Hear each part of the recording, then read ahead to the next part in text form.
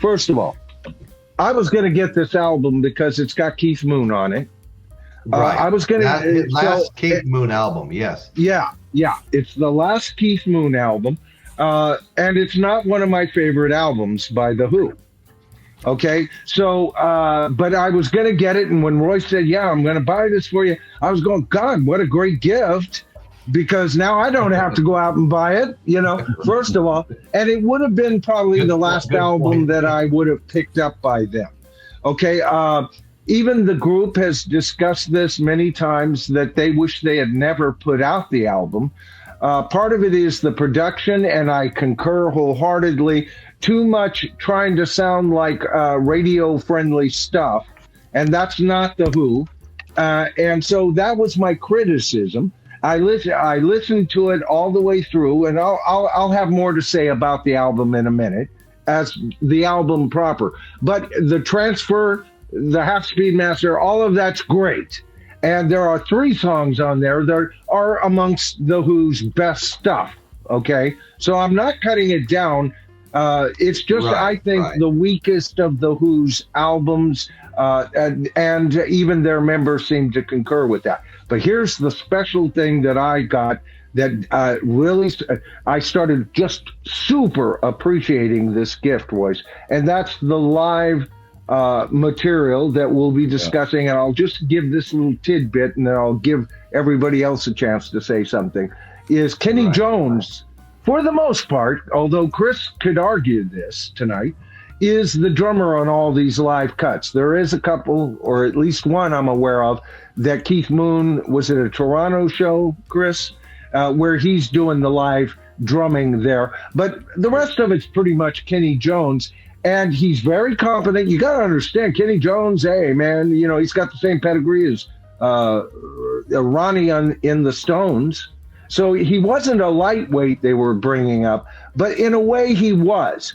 And when you listen to them live, and you listen to Live at Leeds, you understand Keni Jones nor any other freaking drummer that ever touched The Who could touch them. But I will say this about the Keni Jones performances. He does play it a bit safe. He doesn't have those mad moments, but he's tasteful as hell. And to present these songs, and it's with the live recordings, you get some of their very best material and a few of the songs from the album. What do you guys think? No, I agree.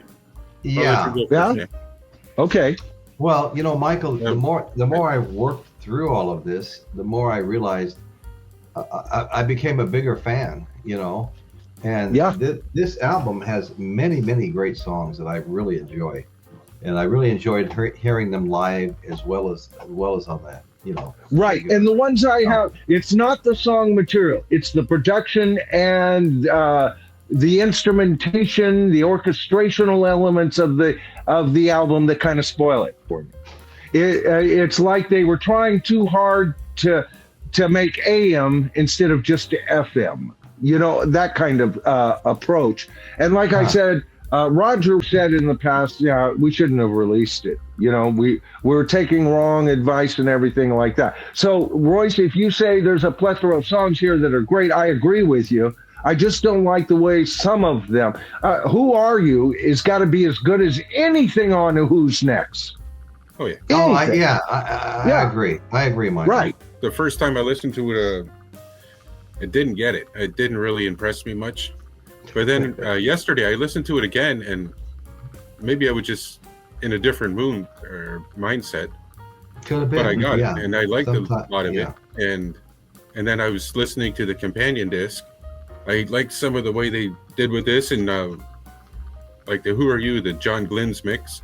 Right. I was listening, and the first thing I noticed was on the right channel, Pete's guitar was tuned way down during the maybe, I don't know, the chorus or whatever it is. I wish they had kept Glenn Johns' mixes. I think there was a problem with him not having the control because they wanted to go with a different sound. I wish they had stuck with him. I don't think he was the right producer for the Eagles or even the Stones, but or engineer, I should say. But he can be cantankerous. Tim and I were kind of going back and forth in the comments. And that's what I'm jealous about what you have, is you have those Glenn John mixes. You know, one thing I did want to say, the book has the same thing as the cover here for its front cover. And what you get here, there is a slight satin sheen to it. See that? Yeah. Okay. But then when you get to the album as it was originally intended, let me take it out of the sleeve here. You've got this high gloss. See the difference, folks? No, there's a big difference. Yeah. This was a mistake. This was a mistake. Look at the photo and tell me which finish looks better for this black and white rendition of electricity and the danger of it. Same thing with the back. Look at that high sheen. I know it looks purdy, but then you look at the photo on the actual box set, and it has the same. Look at that. There's hardly any reflection at all. This works better with the black and white. Is it actually black and white? But it's muted. It's not black and white, but it's very muted. Yeah, you can tell they drained a lot of the color. It's not a high gloss. Yeah. Yeah, this was post production, and it better fit. What does the Peanut Gallery think? You guys have seen this now. This one with just a nair of reflection versus the album itself unsleeved. All right. And it's high-end reflection. A lot of people like this. And you know what? I love these too. But I like to see a more modern artwork when applied to this much. I know I'm a stickler. But that was one of the things I noticed when I first opened it. I go, hey, wait a minute. How come the box cover photo looks better than the freaking album? I had to actually work my way through it. I go, yeah, the album somehow doesn't, because it's so damned high gloss, it just doesn't send the same message to me. Yeah, see? Dan's doing it. There you go. Yeah. Versus this. All right, Dan, hold that back up. Hold that back up. I'll hold mine up. All right, see, there's the reflection of what I've got versus Dan's, which I also have. Huge difference. Huge difference. Yeah. Now, the high gloss does look at first glance like, oh yeah, top quality. But the artistic aspects, you know, I don't need to see my direct lighting in the damn thing where you can see how many cells in my lighting I have. You know, Dan's lighting, you can actually see his lighting device. I'm pointing mine at a mounted high-end lighting device right now, and all you see is the general light of it. And I think the reflective quality, especially with the no bones, you know, just the bare photograph by itself works better. Look for comments in the Peanut Gallery and feature them, Royce, on that. That'd be kind of cool. Yeah. Earlier, I was watching a bunch of different little small biographies or kind of thing about the Who, and one of them, Pete Townsend was talking about in the early days and how he started doing like breaking up his guitars and that. Well, he said he was doing this. They were in this little club, and he was just doing something funny with his guitar. Might as well make the best of it, and he smashed it up on stage. And he said the next night, somebody at the crowd started yelling, "Hey, break up this guitar!" And then basically, he said it kind of became part of the show. Like people would almost be upset if he didn't break a guitar. Right. And then eventually that started costing the band, and then they had to he felt it was his gig, and he was really pissed at the Monterey Pop Festival when Jimi Hendrix did similar things, setting his guitar on fire. Yeah.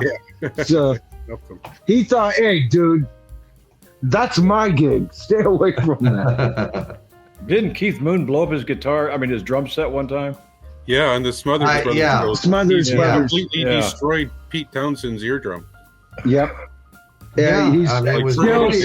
He's still suffering from hearing loss to this very day because of the Smothers brothers show. Yeah.